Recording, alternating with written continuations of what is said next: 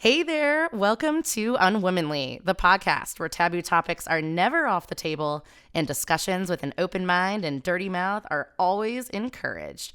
My name is Jen Danczak, and I'm recording in West Hollywood, California, in my apartment, as always, sitting across from a vastly talented woman who is one hell of a musician. Please welcome the Sarah Lightman. Hi.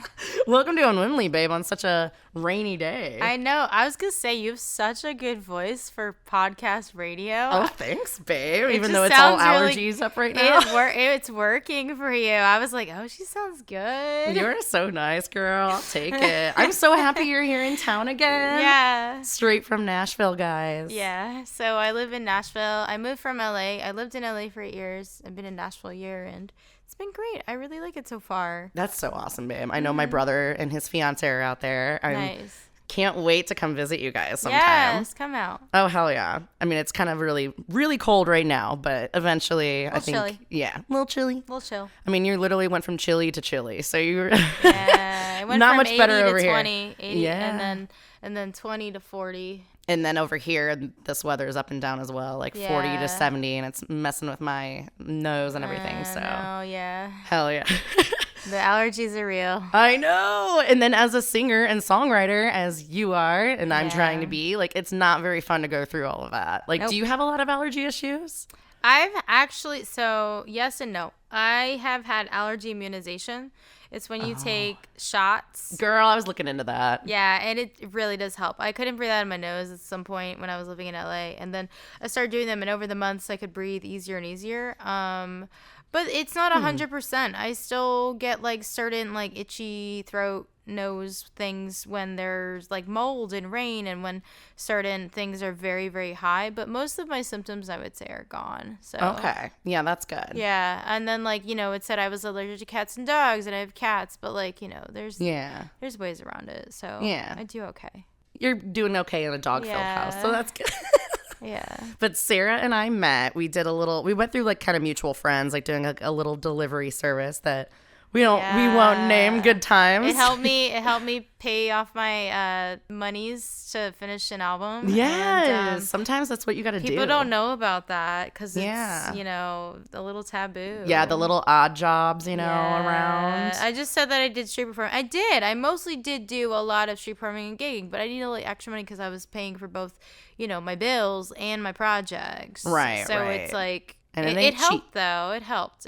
Good. Yeah. Oh, good times. That was so many. That was like, what, 2 years ago, 3 years ago?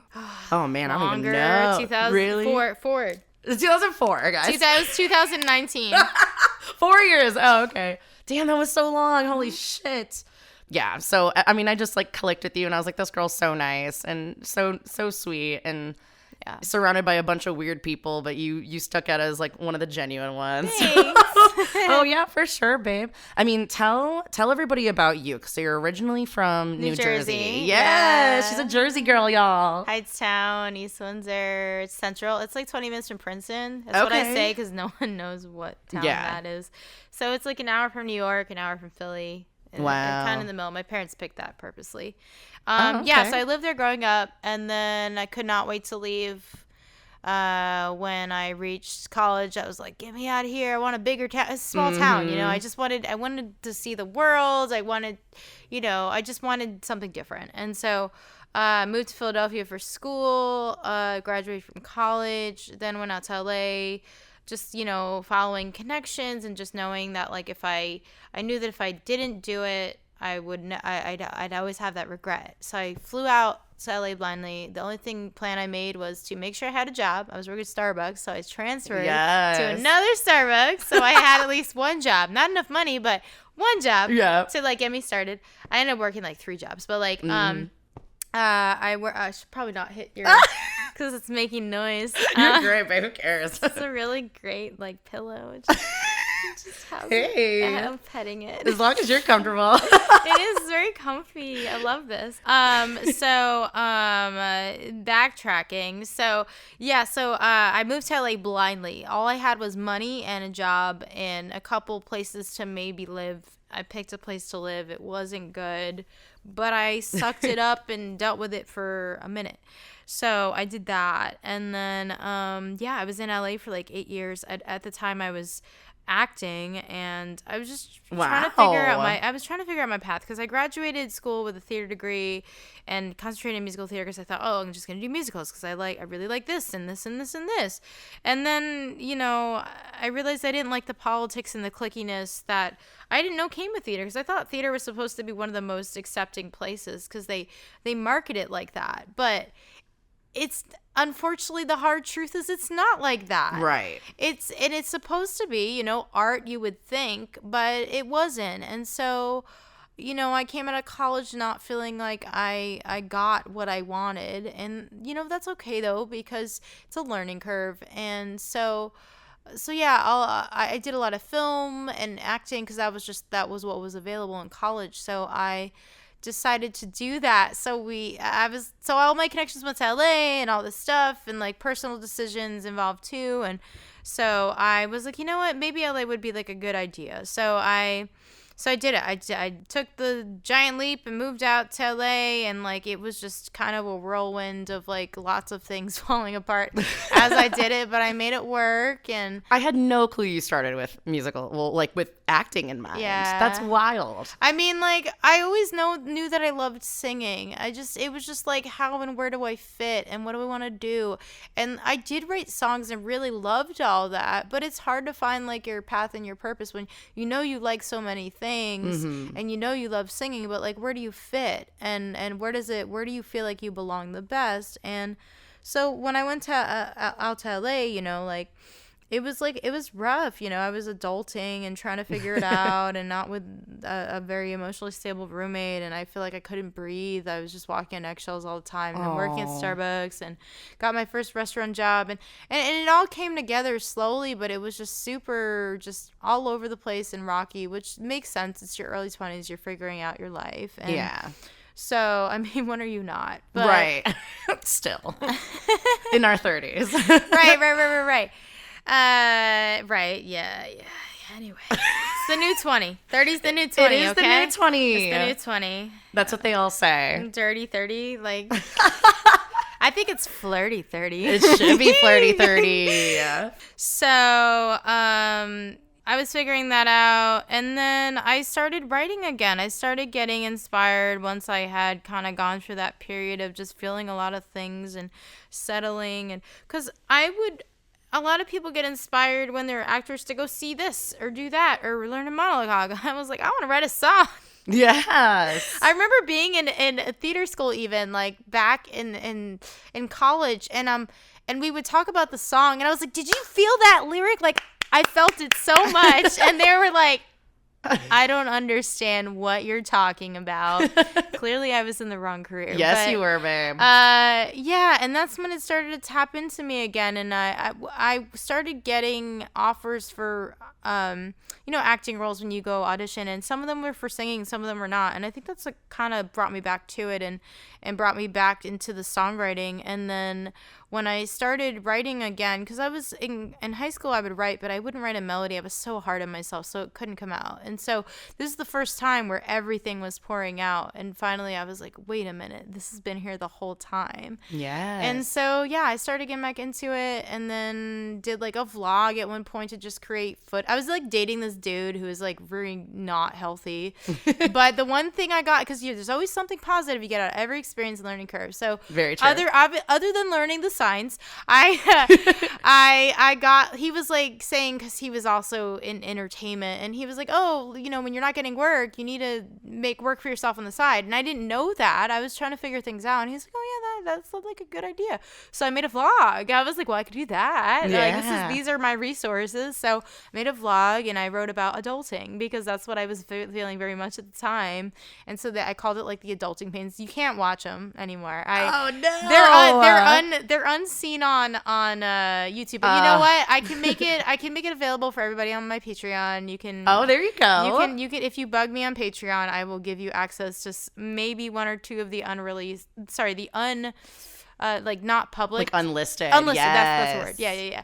So, and there, I was figuring out my sound and stuff, but every week I would challenge myself to just come out with something and write something. And so there was this song Fear that I wrote, and that was like, you know, the first like song. Like there were other songs too, but I'd have to go back and listen and be like, oh, I wrote that. Like, yeah. But that one like was the one that kind of stuck. And so then like I had met this dude that I dated for a long time. And it was serious, and he was like, oh, I'd love to like produce that song. And I was like, yeah, you're crazy, whatever. He's like, no, I think we should try it. Have you ever? I'm like, no, I haven't really produced a song. I mean, I've done this, but I haven't done that. And so that kind of like sparked, and then I was doing it, and I was like, you know what? I'd like to do more of this. I think I want to make an EP. So like, nice. So it turned into that. And then I realized, you know what? I love music way more than I love acting. And people are always quick to make that judgment of, oh, you just could, it's a hard job and rejection. I was like, no, I wanted to say what I wanted to say, and I didn't want to deal with the BS roles. Oh yeah. And I didn't want to deal with the bureaucracy of, you know, as much as, you know, the unions and stuff can be great, there were also a lot of downsides I didn't like about it. And so I felt this freedom and control over like my dreams in a different way, and I just felt more joy when I was singing and writing my own songs. So that's awesome. Kept following that, and now I'm in Nashville. Right? Honestly, I mean, do you think that when you wrote Fear that was really the pivotal moment of like really taking it like seriously as like a potential career for yourself? No. I just knew that I was just following. You know, when like you're in the unknown and you feel enough desire about something that you want to follow it, and it's terrifying. Are we allowed to curse on this show? Oh, hell yeah, okay. Girl. I'm very clean with my community. You're hilarious. But if I'm on someone else's, I'm like, you know what? I'll break it a little. Yeah. But yeah, like it's just I'm just. It will probably come up. But it's funny. My streaming community on Twitch we talk about like they're called the Lighthouse. I mean, I call my fan base at this point the Lighthouse. I love that. But yeah, I didn't come up with the idea. But like, but I kept it. It was a good idea. Yeah, absolutely. So, yeah, and they make these jokes like, oh, my eyes, Sarah's cursed. Because I'm so clean and family friendly. But I'm starting to break that rule. There's a song I could play you at some point that I just wrote it not long ago, and it's my first song with a curse word. Oh my God. I know, it's like I'm growing up. Yes, you are, girl. I know it was like such a huge moment when Taylor Swift finally swore in her song. Right, so. It's unwomanly. It is so unwomanly to swear. Like, it's very on brand for you. I know, right? Oh, good for you, girl. Which word was it? Bitch. Oh, hell yeah. That's it's called so the line is, I'm a badass boss bitch with star appeal. Ooh, yeah. I like that. Yeah. I think my last episode was sorry, without the I'm. Sorry to interrupt you. Oh, no, you're great. A badass boss bitch with star appeal. I like that. Yeah. Hell yeah. Now I'm going to be looking out for that lyric. Oh, yeah. I remember you telling me when we first met, you were like, I purposefully knew like I was gonna take this seriously, so I was like, I'm not working in a restaurant anymore. I'm throwing out my aprons.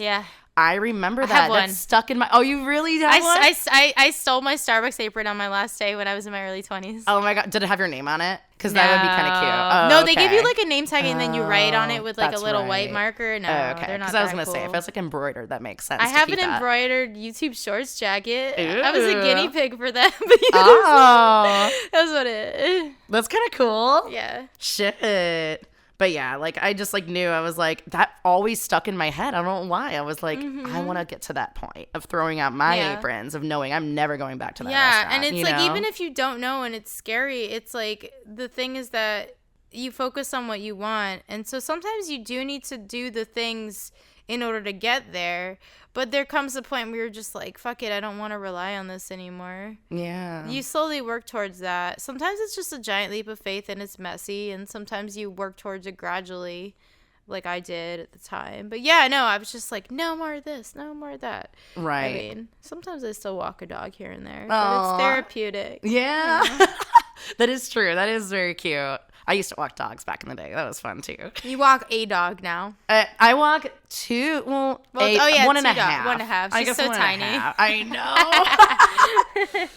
Speaking of going back to Taylor Swift a little bit, LOL. I know. You taught me to like her. Oh, did I really? A little bit. But you know what really taught me to like, I was watching her documentaries and I really just gained respect for her because, you know, she was marketed in such a way that just didn't feel very authentic. And then when she started coming out more out of her shell, I was like, I respect that. Yeah. You know? Yeah. Same thing with Lady Gaga, you know? Oh, yeah. But I do know, like, I was looking up some stuff, and is there something about a freaking proposal in Taylor Swift that you did that you helped out with? Okay, so I gotta hear about this. She wasn't there. So basically, I was hired to do a gig, and it was what you call a telegram. And so I was hired to do a gig, and this guy was like, hey, you know, like, okay, so this is what I'm thinking. I want to propose to my fiance now fiance, my girlfriend. And, you know, like, she really likes Taylor Swift, but she also wrote the song, but I think that's a really personal song for me. And I said, you know, I'm going to go with your gut. Let's do some Taylor Swift. So, like, what are you thinking? So he gave me 2 songs, and I said I could only do, like, 2 because we're literally a week out. Yeah. And it's going to... And also, like, you know, rate-wise and stuff and distance. So we worked out everything. And so he did a surprise proposal. And it was just so funny. The way... it was this, like, little tiny neighborhood in Tennessee, probably about 45 to an hour outside of Nashville. And I showed up with my amp. And he's like, well, I was thinking you could be, like, you know... maybe like a surprise and you hop out. And so I decided to be a street performer. I mean, I did start as a street performer here in LA. Mm-hmm. And I there was no cell phone service. So I just figured I'll just pretend I'm part of the scene. And then when they come through, and then when he like disappears and stuff and does the thing, because there was also no service. So that was hard too. No. So I had to just sort of guess. And luckily there was a photographer, and we were like, are you here for the... Yeah, we are. So surprise proposal. So I learned Willow and Paper Rings. Okay. Great songs. Paper Rings is so fun. Of course, Paper Rings. Like, I like that one. I want someone to be that song for me. Like, it's, like that's what I want. Yeah. Like, it's even though she's never been married, she has such a great poetic way of like talking about what it means to have like a really good companion. Yeah. And partner. Yeah. And so yeah, which is great. And so I set up my stuff and like pretended I was street performing, and people started tipping me. I'm like, great, this is perfect. But I was a little too believable. Ooh. So the plan was he was gonna go off and get a white horse and then ride back on a horse. No way. And then propose. Yeah, no, dead serious. Way. Dead That's serious. so cute. And so she's sitting behind on the bench. And so he disappears. So I start to play the song. I start playing Willow. I'm like a na na na na na na na. I don't want to, you know, get you in trouble. So I'm gonna sing it.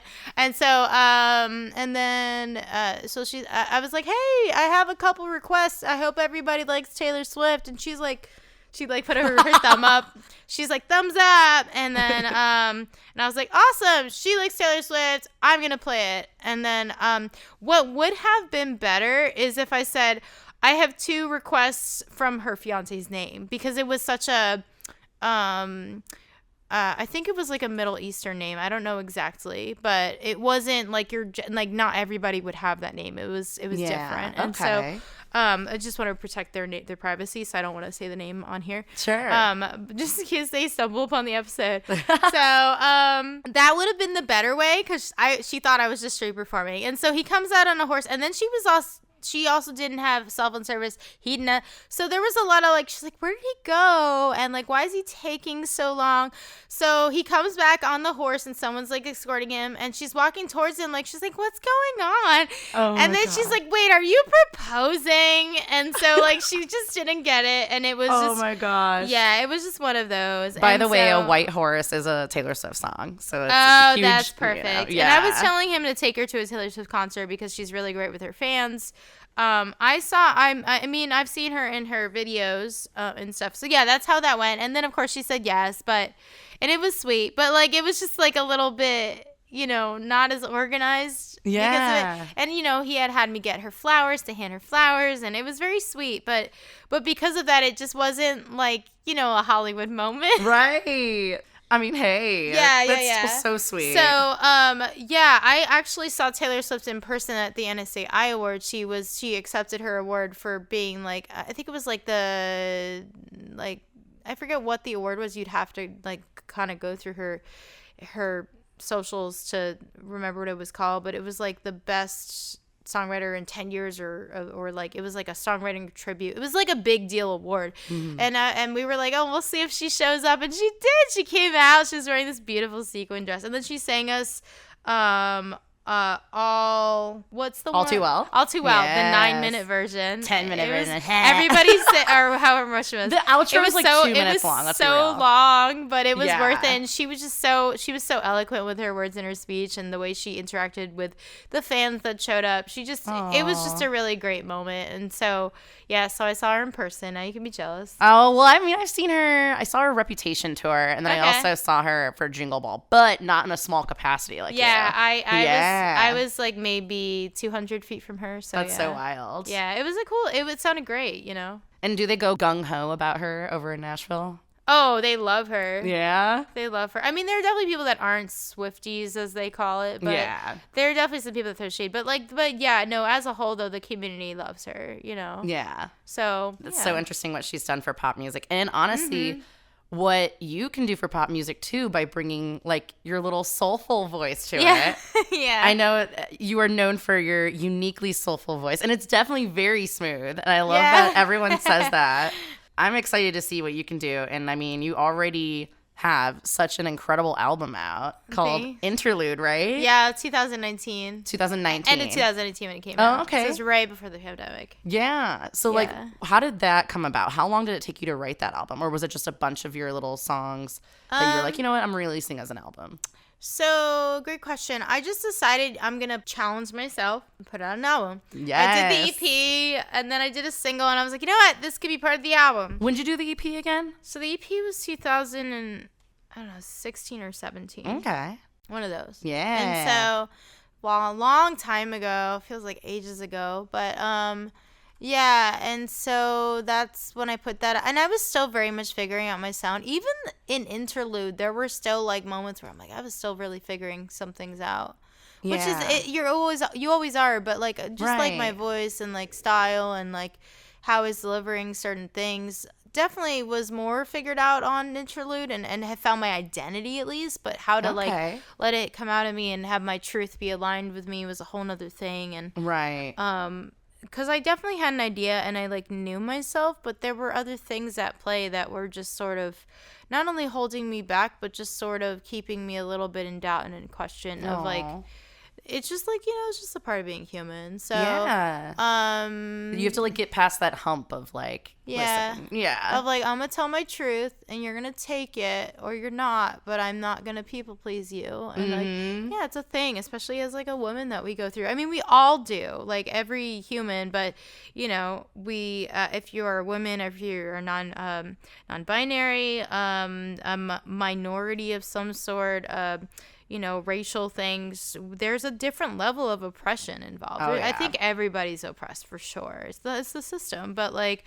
but I think that it's just different, you know, it's a whole nother level. So I think there was a little bit of that going on.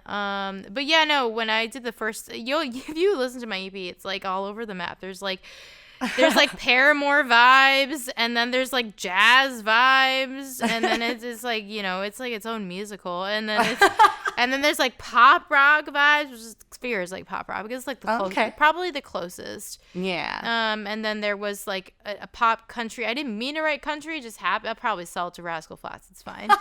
Yeah, eventually. Love that. Yeah, but it's just what came out of it, and people liked it. I mean,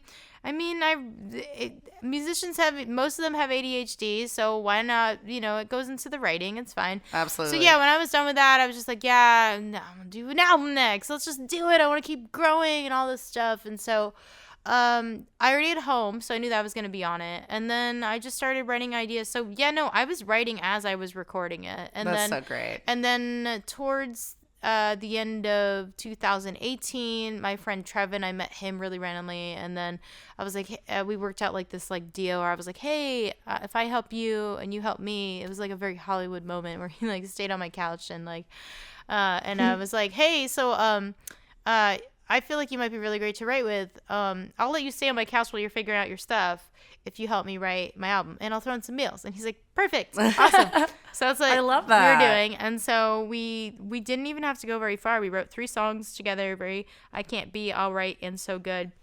So those were the last songs to be added to the album, and they were great. They were bangers. That's crazy because All Right is probably one of my absolute favorites. Yeah, that you've it's done. great. It is Yeah. so good. Yeah, it actually sounds different.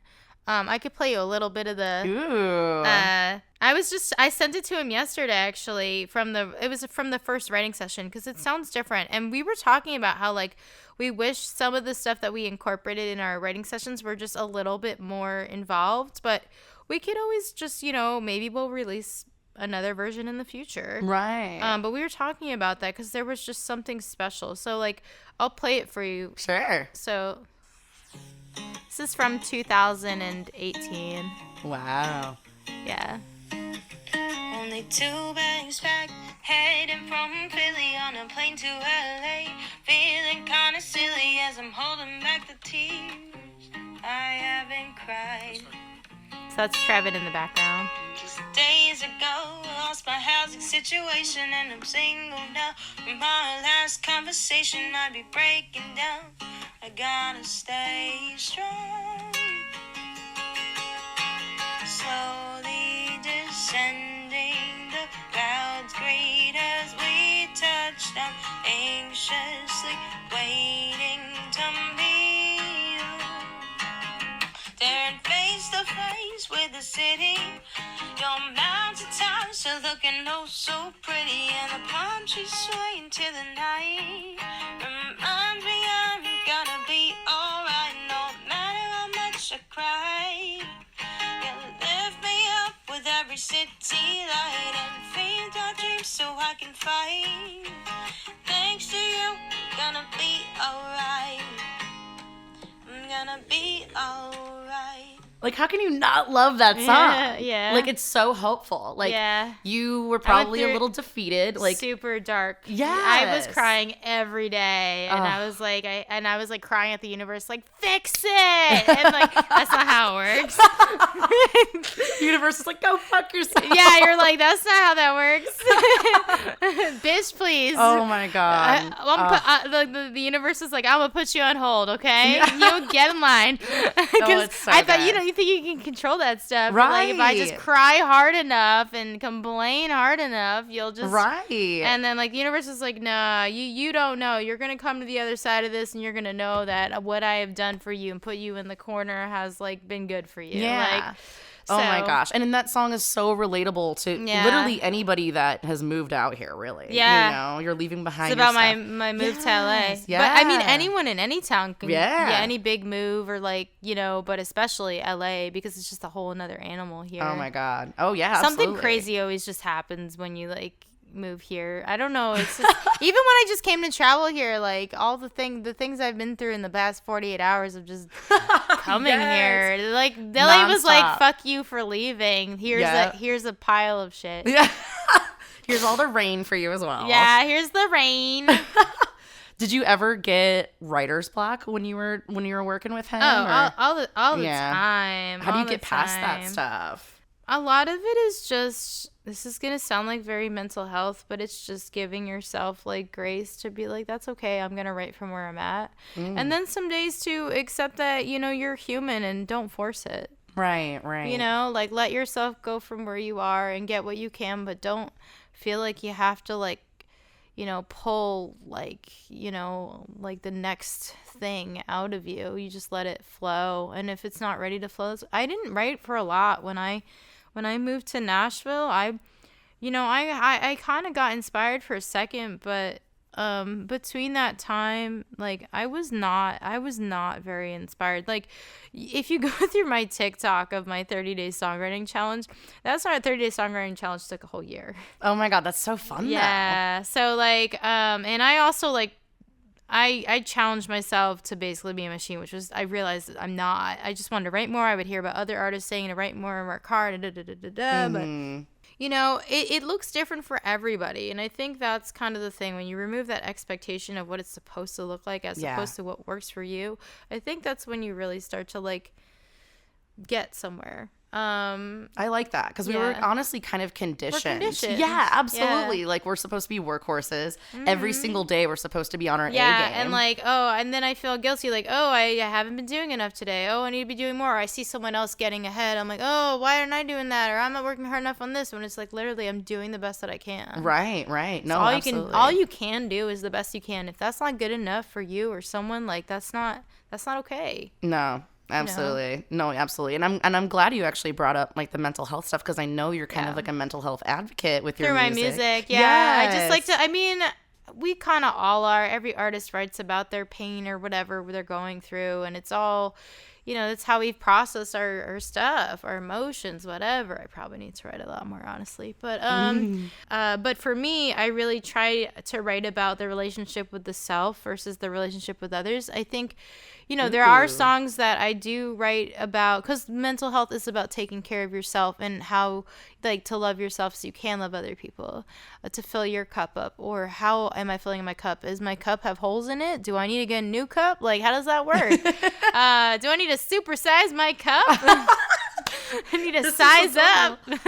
Oh my God. Do I need to decorate it? So like, is it going to be a sparkly rhinestone one? So I write about the relationship to the self and loving the self more than the external because I think it's more important and there is a lot of that coming out right now, but there's not enough of it and not enough of it, in my opinion, written in a way that is really beneficial to others. It's all relative, but I, really try to share what I've been through to help other people and hopefully it helps someone who might need to hear something that maybe if they didn't hear it, maybe they wouldn't be as well off. Or it is sometimes honestly is for me too. If I go back and I'm like, wow, I wrote that. Yeah, and all those memories flood or like back. Thanks me, I really needed to hear that. Yes. It's just like it's like cathartic, but it's also a way so people know that they're not alone and they feel a sense of belonging, and so to help people heal, but not save them. I don't want to save people. That's just, but like, I get that.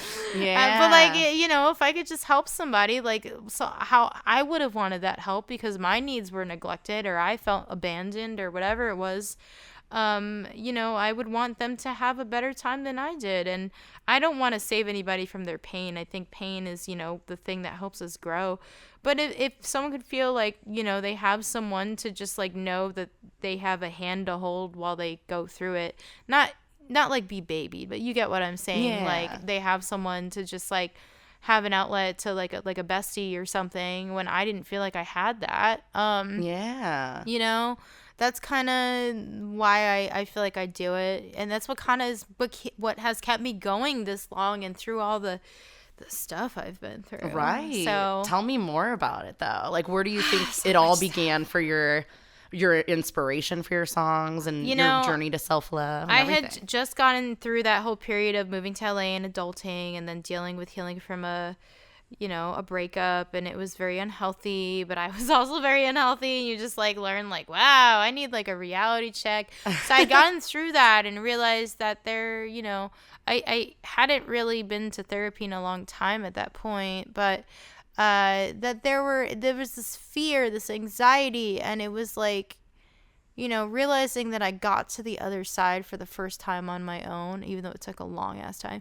And and I was like, and it feels great once you do it yourself. Absolutely. Once you do it, even if it might take a lifetime, it feels like it feels long. You do it, you get to the other side, and you're like, wow. Like I see the inside of that, and I'm on the other side of that, and I see you, and like, wow, if I could do that, that means I can always do it. We are powerful. We can do it. Like, it's just like I never did it. Now I did it. So that means that I'm going to get past all of it. Yes. I can get through all the hard days. I can get through all the hard moments, even when I don't want to, even when I feel like I'm going to die. I'm not going to die. That's what it feels like. It's like yourself is you're just shedding. You're just shedding some shit. Like a snake or something. I am a snake in the Chinese New Year, so I guess that's relevant. Oh, okay. I'm not Chinese, but that's just, you learn that stuff with the New Year stuff. What the hell am I? I don't know. What year were you born? 91. Oh, I don't know. What the hell am I? Oh, I'm going to look this up Google immediately. it. So, yeah, Sagittarius and a snake is me. But I'm on the cusp of, like, Capricorn, so who knows? You're of the goat. Bitch, I'm the goat. You're a goat? I am the goat. Does that mean you bring the milk? I don't know. Goat's milk. That's hot. But I do know, like, I mean, not to bring up any like sore subjects, but I know you have been through a lot. Like you've had your childhood so trauma. Much. And like I feel like I'm a 50-year-old with the life experience that I've had. I know. And then you were close with your dad, right? Yeah. And then he passed away, and that how much did that impact your music, you think? I was 14, and like he was just starting to sort of mentor me a little bit to like break into like choosing the path. And yeah, it was like, your superhero like dies. Like what the heck? And it was very like sudden. Like he had health issues, but he didn't die from a health issue. Aw. He had like an accident. He had a brain aneurysm. Oh my gosh. Yeah, he was in a car accident. Yeah. So and I'm he so had sorry. Thanks. So he had kidney disease growing up, and so it was the time where he needed a new kidney, so he went to go get dialysis, and there was a snowstorm, and so he got into an accident. He was okay, but he hit his head pretty badly. And so we think maybe a combination of the dialysis, the meds, and the impact over time, the brain aneurysm, brain aneurysm happened, and words, English, they happen, is what kind of ultimately, led to his passing. He just like went into a coma and he never woke up. So it was like a goodbye, but I never got to hear that validation back, which makes sense. Like, the wounds of like when you don't get your needs met because you don't hear it. And so, even talking about it right now is like very healing to even say that. It's just like it makes sense, like why when something isn't reciprocated back at me, or maybe not in the way that I expected it to be, or whatever, brings that root up. And so when he passed, like, it was hard on the family, and like I was just, I was 14, so barely aware of the world, and like learning relationships and all that stuff while being in school. And like school, like it's hard. Like you get bullied. I was definitely bullied, like from both genders. Non-binary wasn't a thing then, right? So you're still figuring out that stuff, I guess. Nobody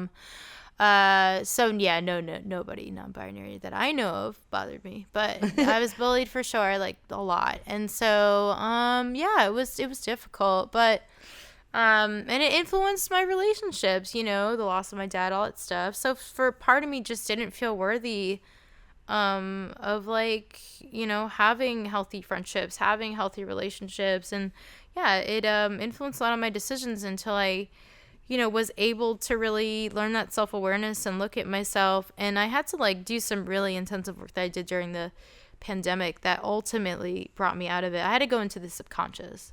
Okay. Yeah. Which is different than conscious just talk therapy. It's different.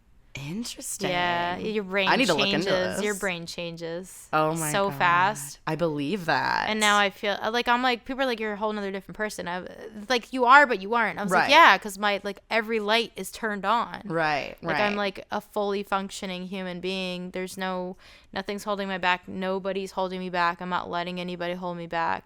So. Right. But those limiting beliefs, like they can be powerful. The stories that you hear and you believe it until you learn to take it off.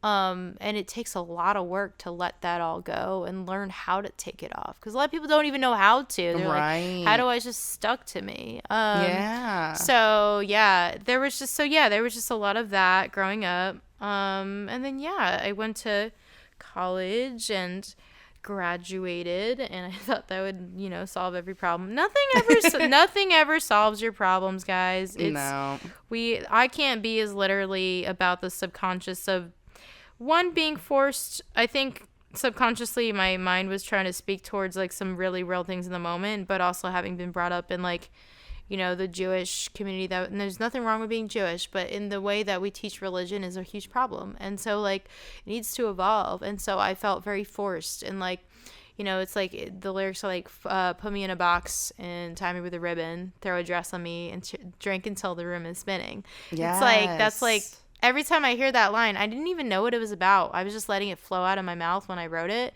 But it's like literally about like being fit into a box and to conform with society or whatever someone puts on you, and then drink until the room is spinning. During Jewish holidays, people literally drink until the room is spinning. That's crazy. Like, I mean, they like people put people on their shoulders, and it's crazy. So it's an actual wow. It's like, and there's nothing wrong with those things, but it's just like I think there were parts of my mind just like I was just channeling some stuff and putting it out there, and then it was about, you know, society and women. It's just like, why do we play this game? And like, and then we just like, without questioning, we just like succumb to it. And then I was just like, well, what if I didn't do that, you know? Right. And then not being commodity, you know, I can't be what you want to see. Right. Just a commodity with no soul. Like, right. Yeah. So all that, you know, I think a lot of that came from just society, you know, whatever I had channeled subconsciously from growing up to like maybe my, you know, the controlling relationship I was in at the time, that maybe something in my subconscious was trying to speak for me through that song and I wasn't aware of it fully. Or just whatever limiting beliefs were holding me back in my brain. Like, it's a combination, you know? Yeah. We're attracted to wherever our mental health is at the moment and what we believe that we deserve in the moment, you know? So, or where we are with ourselves, you know? Right. So it's just like a combination of all of that, of why we're attracted to those things. And so, yeah, it's not saying it's our fault, but like sometimes it's just like, that's why you're pulled towards it. Yeah. Because if familiarity, yeah, or that whatever. too. Yeah. So, so there was that. And so how that ties into all the things that I've been through. And then after that, you know, I went to, we were talking about this place that we worked, and and so I worked my butt off around that time. I had raised money for the album, and then I wasn't paid by the company, and like someone like just took the money or whatever. And my God, I forgot about that. So that's what brought me into the job that we were doing, is because like I had to make up for that money. I never got paid it. Some people were able to pull out their funds, but not everybody. So so I, you know, you just do the best you can and just make up for the funding, because I wanted to keep it going and deliver to the fans. And this was when I was putting, again, people before myself. And, you know. And I'm so proud you didn't give up on that. Like, all those little, you know, road bumps, you still were like, no, this is going to happen. Yeah. I was so frustrated, though. It was so hard. And I never put out an album before. I didn't realize it's that hard to put it out, because it's a lot of content. Mm-hmm. And also just learning it. Going back now, if I did another one, it would be a lot easier and smoother, and I would plan it better and give myself more time, because it took, let's see, I started writing in 2018. It took like 2 years. Okay. That's actually kind of short. Some people take 4 years for an album. Some people take more. Yeah. 2 to 3 is kind of the happy. I was trying to like be like, well, I want to level up and you know, household names and labels. Not that labels are everything. They're absolutely not. But I want to set my standards high, because that's like the high standard, you know, is like how the timetable of how they put it out on the label. Not saying that they are like the cream of the crop, but like that has been like the thing. And so, you know, it's interesting because creativity isn't really something that, like I said, you can force, but also there is some organization that is involved when there is a business aspect to it. So it's a balance. But yeah, so I went through that, and then I was just gigging so much, and I wasn't feeling good, and I thought like, oh, maybe my allergies are back. I had the allergy immunization. I went to so my doctors first sent me to an allergist and an ENT. The allergist put me on a bunch of drugs that were not good for vocalists, very drying. They said that I wasn't even responding to the allergy test, which means that I wasn't really having symptoms, because I was quote unquote immune to allergies because I had it. So we didn't know what it was, and like, it did help a little bit, because I was just feeling a lot of facial pain, and I think I was just stressed and tired, and so the drugs were somehow helping with that. Right. But they weren't good for me. You. There was there was like blood thinning, like because of the ibuprofen, and then there was like Mucinex, which is drying, and then so I was taking so many things, and I guess I was feeling a little bit better, but I think it was just numbing the symptoms, but it just didn't feel right, and then also my throat was tired, all this stuff, and so I was sent to another ENT. who like wasn't just not a good doctor, and I didn't feel like I was cared for at all, because that's just unfortunately the system that happens. And so then I said to my doctor, like, I know I need a different ENT specialist. That they literally didn't care. I felt, and I also was having, I have like issues with smelling. I haven't been able to smell very well since like college. I think probably from like sinus and allergies, it just killed it. And that happens sometimes. So I thought maybe if I go to ENT, you'll fix me and I won't be broken anymore. Right. So anyway, so they finally sent me to the right ENT. And by that point, I had some sort of a thing where I felt something sort of pop in my throat. And probably a little bit of like lack of maintenance, and also just working so hard, and those drugs was just the perfect storm. Oh no. I go to like the ENT and he says like, hey, I'd love to look down your throat. And he's a laryngologist, which is a specialist of the voice. And so he goes down my throat and he said, hey, your vocal cords are in pretty bad shape. I need you to stop talking now. You have hemorrhaging, which means there's a bursted blood vessel, like bleeding in the throat. And then you have a developing polyp, which is a blood blister.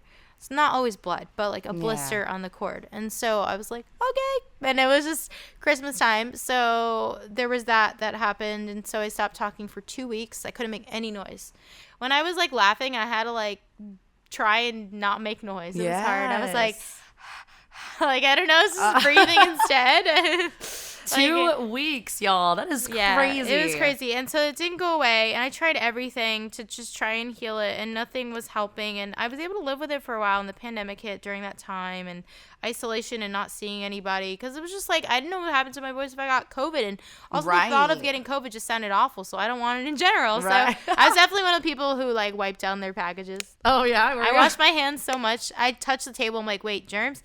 My hands were like bleeding. It was like not good, but we all reacted differently. Oh yeah. We were all scared. Some people were like fuck this noise, I'm gonna do what I want. That was fear. That's still reacting to fear. When you're like, oh, I'm not gonna let it control me. Yeah. I'm gonna go do what I want. But you are still scared, because it's not normal to function in this way. No, absolutely. That was actually gonna be what one of my next questions were. It was about your vocal surgery. Yeah. So I was like just saying, let me just smush it all in a thing. No, take your time. Do your thing. It's just, I mean, there's so much more like trauma and stuff I could get into between like sexual abuse, emotional abuse, but I'm not gonna like go therapy, and also it's just heavy. I don't want to go back there. I did it already. Yeah. So, which is okay. I've already been through it. I've talked about it in therapy. I've processed it enough times. I don't need it. You don't need to beat a dead horse. Yeah.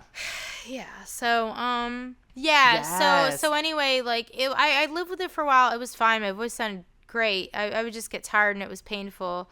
And then it got bigger over time. And then I went to the doctor again, and I was like, hey, should we just, should I just have the surgery? And I had therapy. I've done vocal therapy, all this stuff. He said probably. So we did it mid-pandemic, 2020. And I wrote the song Silence right before the pandemic, when I had just gotten it, the injury. So it became a thing. Silence, the fully produced version, retracking it right now. Yeah. Because I want to own the master, and the previous producer, I realized I was misadvised and gave the master away, and I was like, I didn't feel good about it, and I tried to renegotiate, it didn't work, and so I talked to an entertainment lawyer, and he said that it would be better to just re-record it. It's going to be like less time and money, to even fight it. And there's like, who knows, like, even though their contract was like, not good, not even a good contract, like it would just, he was just saying it just wouldn't be worth to fight in that way. Mm-hmm. So retracking it. And then the stripped down version I released in November, and there's like video and stuff, and my two friends sang harmonies on it. And fun. But it's a super special song. It just taught me that this whole silence and oppressiveness is so much more than just the song that I wrote, but this song can speak to just so many people. Oh, yeah, absolutely. I think. So, that's kind of where I am caught up. And while I was going through all that, I started EMDR therapy, like I said, for the subconscious. So I literally healed my brain. Good. Because I had no control over all the crap that was happening to me. So I was like, what can I do instead? Mm-hmm. This is crappy. So like, what? Yeah. I can't control that, but what can I control? And like, so I can like make it through it. And I learned a lot of resilience through just everything I went through during that time. Like my body, finally my nervous system is calming down. There's still moments where I'm just it's hard. But I feel like, I'm miles away from where I was, even just 4 months ago. And like, what was going through your mind when they told you, like, you're going to have surgery, or you probably have surgery?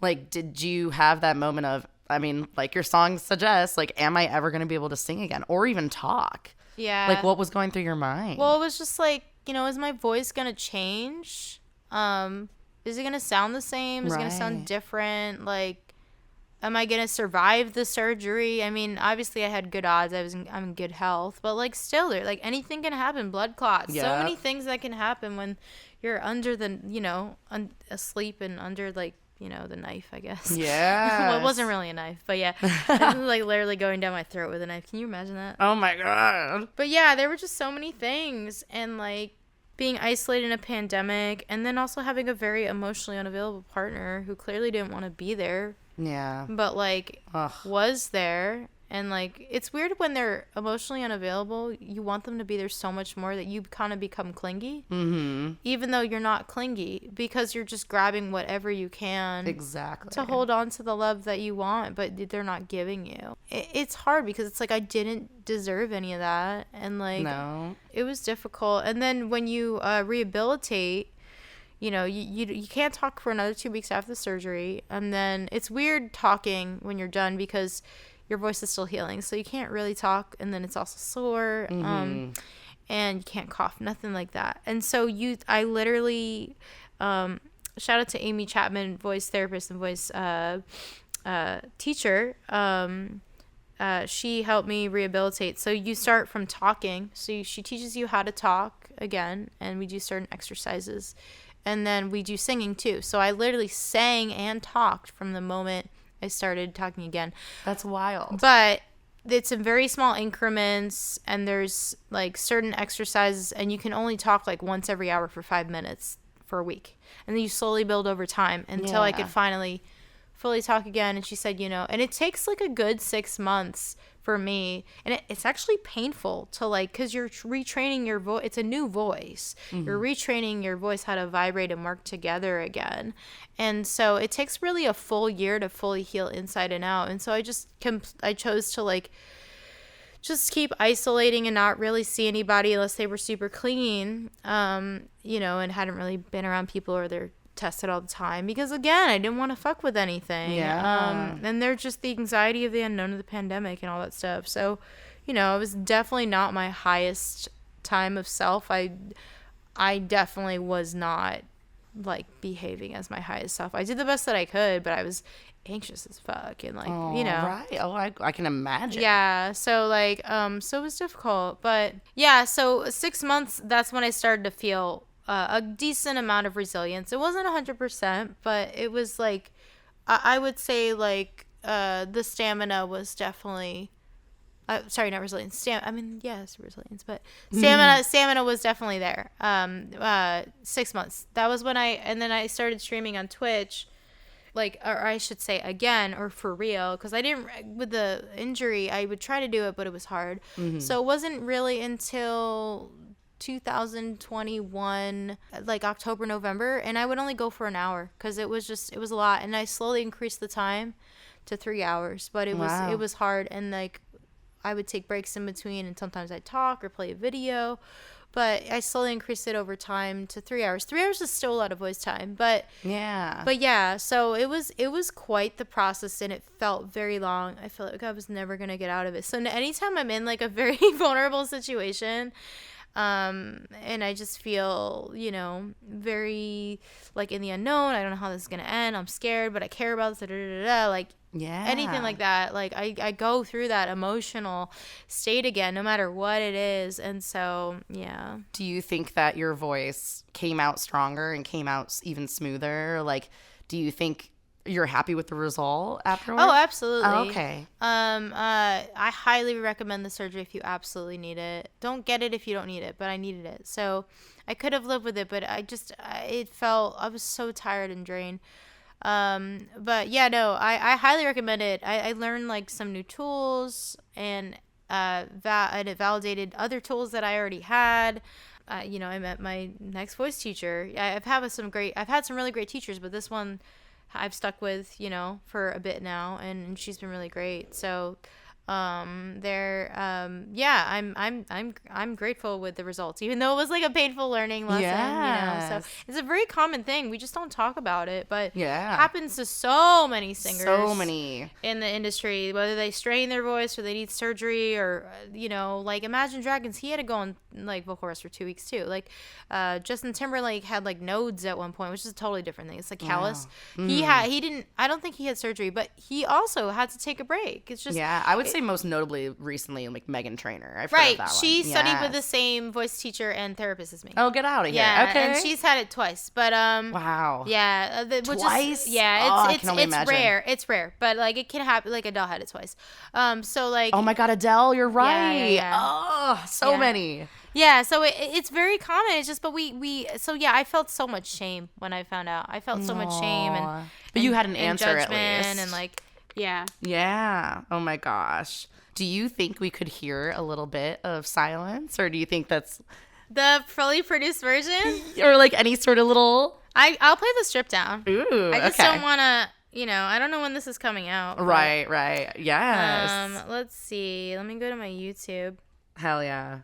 So the stripped down version you can listen to now, and there's a video as well. It was recorded live in the moment. I wanted it to be like a podcast. Yes. So no, it's sweet. I'll just play it on my phone. Sorry, that was not the beginning. Good. But okay.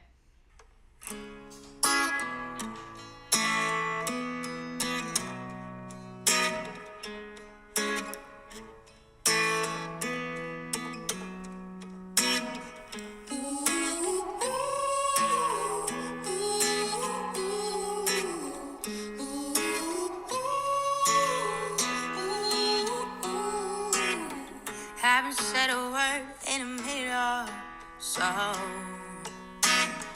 Didn't think I'd be feeling this low.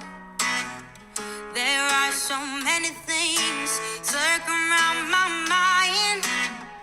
There lay sadness and tears in my eyes.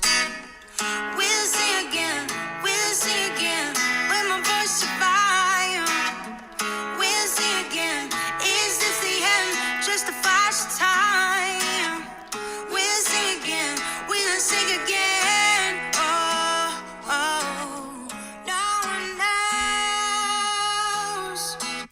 Yeah, so that was played off of my phone. So I know, and it hopefully still that sounds so. sounded- It actually sounds so damn good though. Like even Yeah. just with all these different layers of. Yeah. Oh my God, I love it. You just have so many good ones coming out. Like I know. what was the didn't next play one them coming all. in the summer that you said that you? This is called Today. It's about being in limbo. Yes, yep. And then you recently did a little tiny desk Yeah. contest, right? So We Become Whole is a song that I wrote right after like leaving the relationship that I was in that was like 5.5 years, realizing it was really unhealthy.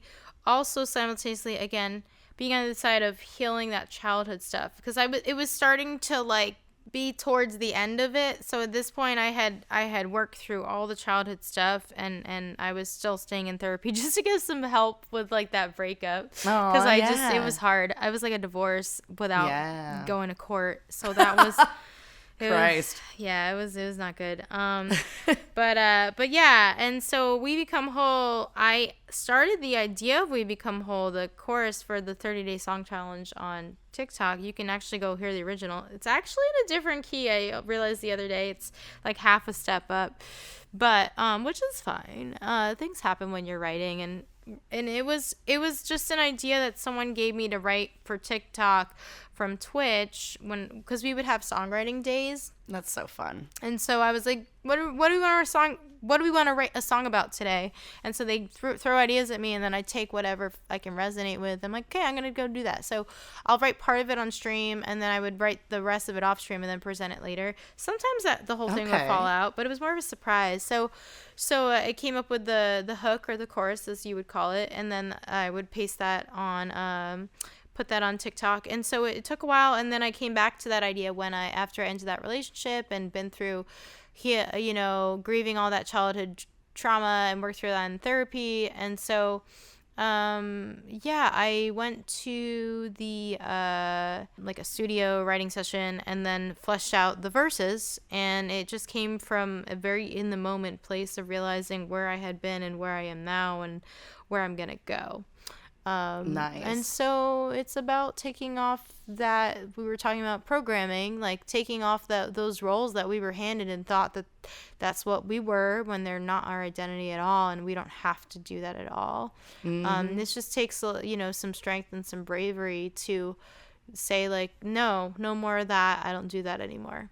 And so We Become Whole is kind of about that. I made same thing like Silence, same studio setup. Did a recording of the voice and of the song and the video, and submitted it to Tiny Desk contest. I don't know, if anything will happen. I mean, maybe by the time you're hearing this, maybe things have happened. Yeah. But if I get it, I get to perform at the home base of NPR's Tiny Desk, like in DC, and then there's like a tour that you do, and like it can do a lot for your career, a lot of amazing things. Wait, that's in DC? I never knew that. Yeah, I know, me neither. So if I go, it'll be great. Hell yes. And yeah, so you can watch that video on YouTube for We Become Whole, and then the song itself, a stripped down version, is coming out at the end of the month on the 31st. So fantastic. You've got so March much in the 31st. works. This is so much. good. Thank you for having me come along on the ride too, girl, and coming on the podcast. It's my pleasure. Thanks oh for my having gosh. me. But honestly, we could talk forever. Let's be real. Forever. But I just want to, when I just do want to make sure that I do say everything right. Like, you are on Twitch, you're on Discord, you're on all these socials. TikTok, Instagram, Facebook. Yeah. YouTube, Patreon. I have a website. I gotta get better at TikTok. You're so good at TikTok. And the little captions. I'm like, getting Sarah, better at help it. me. I'm not every day, but yeah. yeah. Every time I'm on, I like see something of yours, and I'm like, yes, girl, she's getting it. Yeah. How do you keep up with everything? I don't know. It's really hard, honestly. I believe it. I can't wait till I'm able to have like a team to help me, because like content is just it's hard. That's what people expect now. We're not created. We're not. What's the word? We're not like made to put out as much content as we are right now, but we're in a very content driven period. And part of me really doesn't like it, but part of me is like, you know what? It's also cool because we're just experimenting and trying stuff. Right. So it's like a love-hate thing, but it's all habits, The problem is like I feel like I have no life sometimes because I'm constantly creating content. Right. So no, yeah. I get it, girl, and I'm proud of you for being able to keep it all up. And you've got a new management team. You've got a no. I fired my manager last year. So you have no manager, team. No manager. I am single. She's single in so many ways. And then so many ways. Yes, but you said you I hired a marketing team. Yes, to help me move to help me really get my stuff off the ground and just help teach me the tools, but also help my numbers.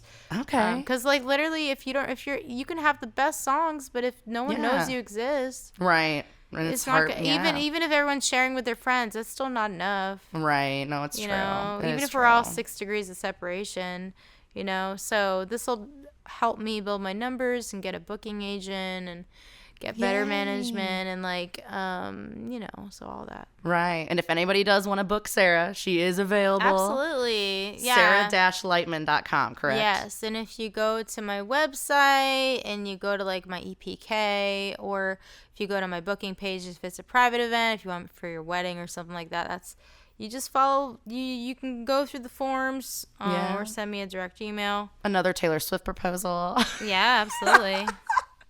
Yeah. I love it. Or if you want a different artist, that's fine too. Yeah. Yeah.